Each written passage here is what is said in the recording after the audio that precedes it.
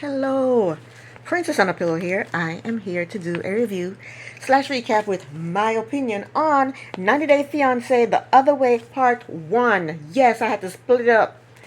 It's 4 couples, but I have a lot to talk about. And it's going to be more couples next time. There's more couples coming. This is Season 7, Episode 1. It's titled C'est la vie, which means that's life or such is life. Okay? Let's get started. First couple is Chloe and Jonathan. I hope I'm saying her name wrong. I either want to say Chloe or Cleo. Cleo? It's Chloe. Chloe. We're gonna say. I'm gonna mix it up. So know what I'm trying to say. It's Cleo or Chloe. Cleo, Chloe. I'm gonna mix it up, but y'all know what I'm talking about. Anyway, so Chloe is from Boston, Massachusetts. I can never ever say Massachusetts. I can never ever say that word. And she's 23. She's from Boston. Let's just say she's from Boston. She doesn't have a Boston accent, though. Her mother doesn't have a Boston accent, but hey, that's where she's from. Okay? She's 23. She's been a cheerleader since age 5. She said she is a spoiled princess. She said she worked with her mother as a sales rep in her mother's shipping and logistics business, and it's her mother's dream for her to take over the business one day. But she went on vacation to Aruba and fell in love with a man on a pirate ship. Doesn't get any better than that. Jonathan is 32 years old. He's from Aruba. He's an entertainer on a pirate ship party boat. Jonathan is fit and he's handsome. You hear me? Handsome. Not handsome, handsome. Okay?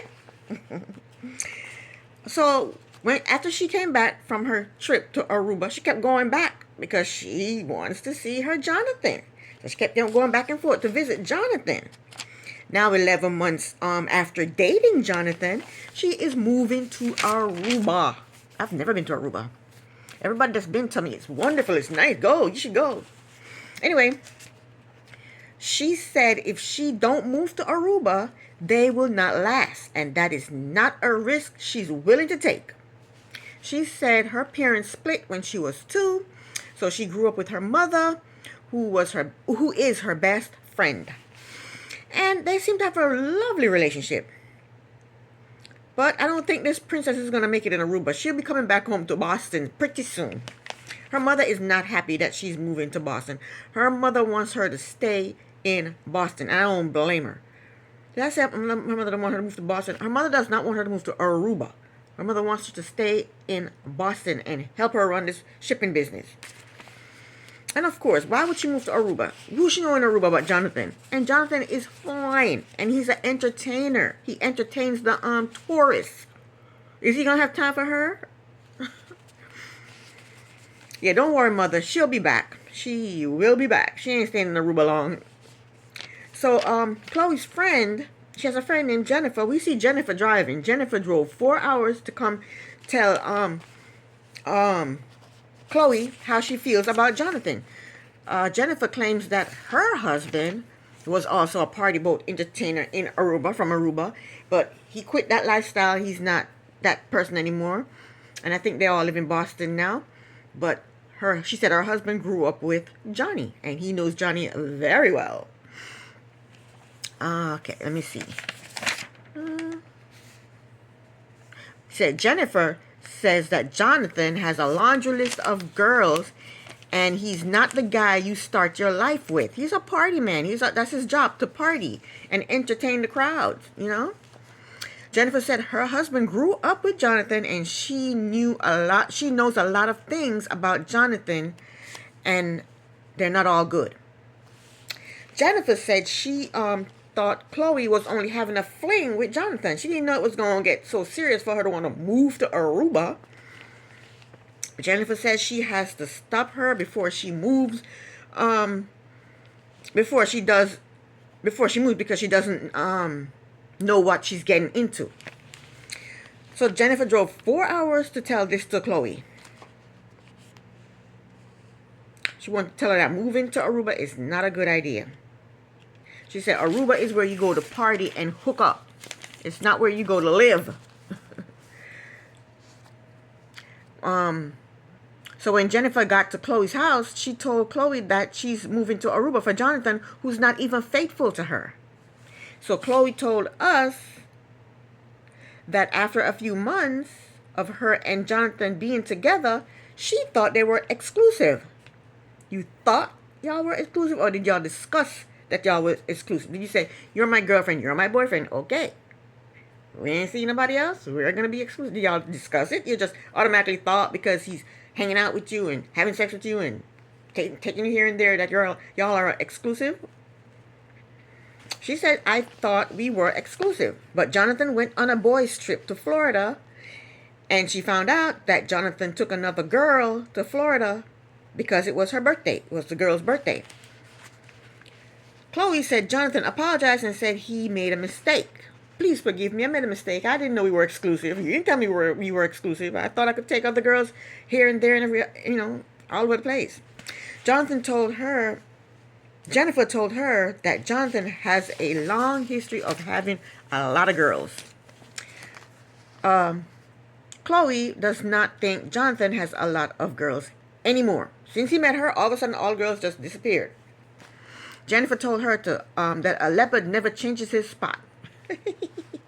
Chloe said she is going to Aruba and she thinks everything will be fine. But the words that came out of her mouth did not match the expression on her face. So that's that. We'll find out more about them next week. Next up, this is a couple that this woman in this couple pissed me off. Her name is Mono, and it's Mono and Anthony. Mono is 32, and she's from the south of France, and she's living in LA. She's a curvy girl, and we see her doing a photo shoot with some of her curvy friends. She's doing a photo shoot with some curvy friends. She had gotten an offer while she was living in South France. She had gotten an offer from a brand in LA to model their clothes. So she came out to LA and she never left because she loves LA.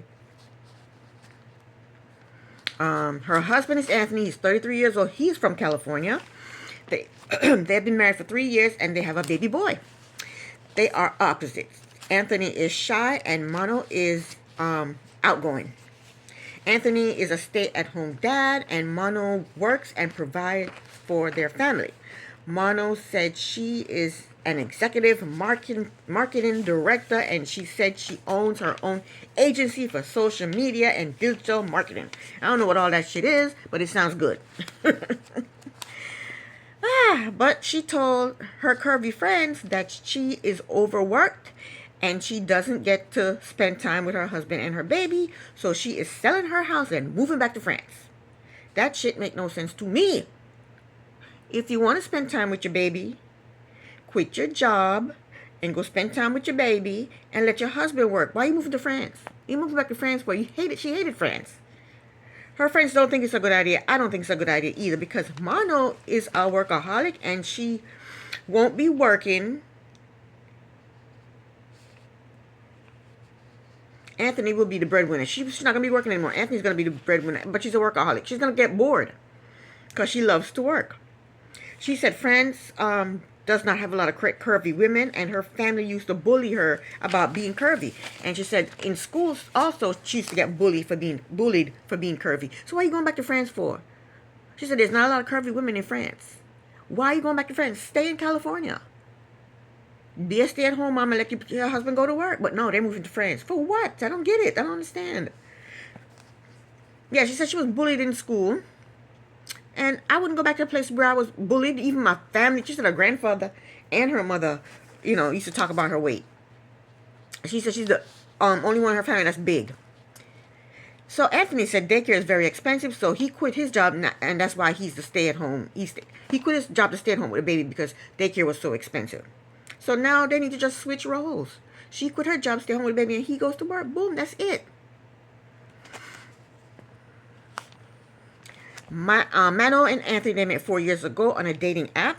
Anthony said he knew after their first date that he wanted to marry Mano. Mano said a month after their first date, they moved in together. 6 months later, Anthony proposed.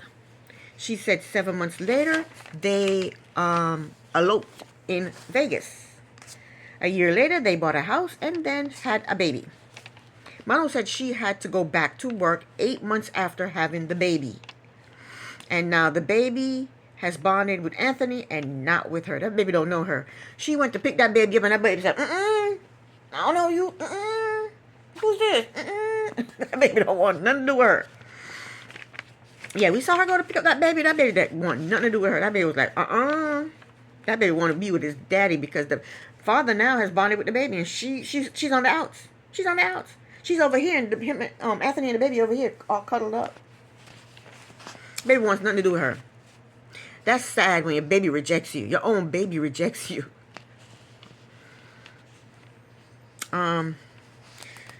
They both said their marriage is falling apart because Mano is now resentful of Anthony because the baby wants to be with him and not with her. So she's resentful.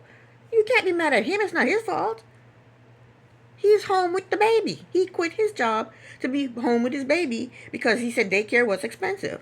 Now you need to quit your job and bond with your baby and let him go to work. Switch roles. That's all y'all gotta do. Switch roles. Your baby will eventually get used to you. He's young. He's a baby. Okay. So they are going to move to France and then switch roles. When they go to France, she's gonna stay home and he's gonna go to work, which is ridiculous. He doesn't speak the language. He doesn't speak French. He's not a citizen. How is he gonna get a job? Is he gonna have to get a work permit? Is he gonna have to become a citizen of France? I mean, how's that gonna work? Why are they putting so much stress on themselves? Just stay in LA and switch roles. They're gonna move to France and then switch roles. That don't make any sense. A place where he doesn't speak the language and a place where she gets bullied. It doesn't make any sense.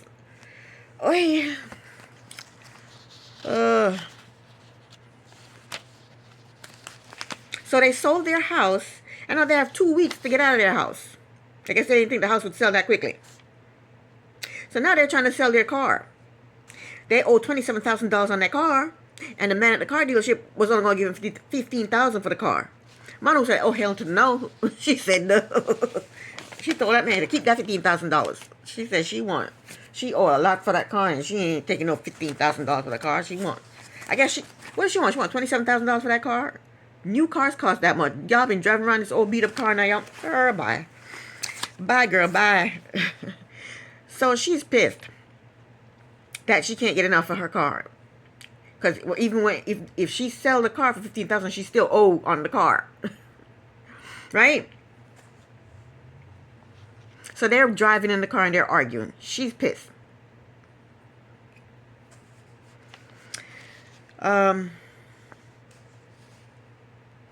So Anthony is saying, don't be upset. We sold our house, so we have like $70,000, from selling our house. After everything has been, paid off and everything for the house, they get $70,000 in their bank account.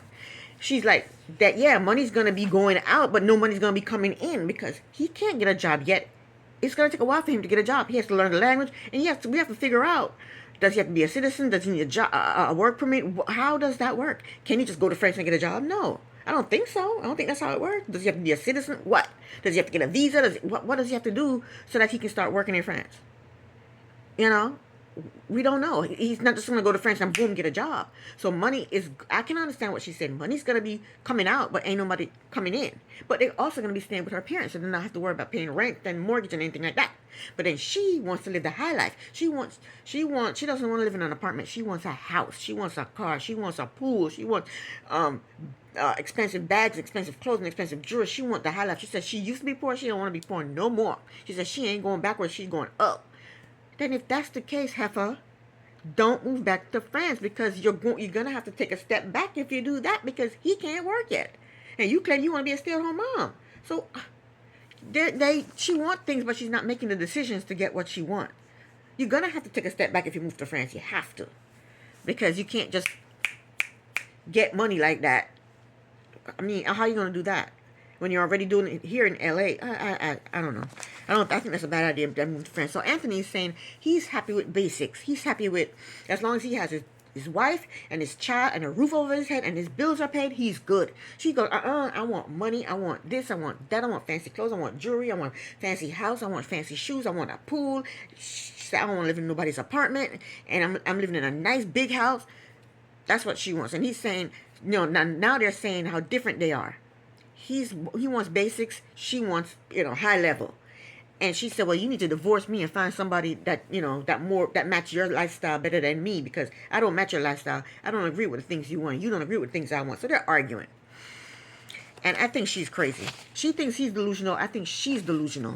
He's kind of delusional too, thinking he's going to go to France, learn the language, and get a job. Come on, guy, come on. But anyway, I think they're just too young to understand. I don't know. I'm in my 50s. They're in their what? How old did I say they were? In their 30s? They need to make better decisions. The decisions they're making is ridiculous. So where am I? So they want to let his family know that they're moving to France. So they got everybody together, brought them over to the house. It's his mother, his father, his brother, his sister, and the sister's husband. It says brother-in-law, so I'm assuming that's the sister's husband.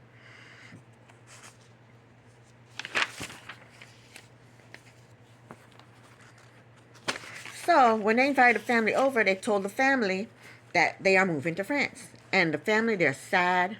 They don't know what to say. They're disappointed. They don't want them to move. And then, but the sister, her name is Sarah. She is the only one that's voicing her opinion. She's the only one talking. And I love Sarah. Sarah gave it to him. Sarah said, y'all have all these problems and now you're going to move to France. That's not going to solve your problems. It's going to make things worse. And Sarah said, Mano, a few weeks ago you were telling me how you hated my brother and how living with him sometimes makes you feel like you want to just die inside.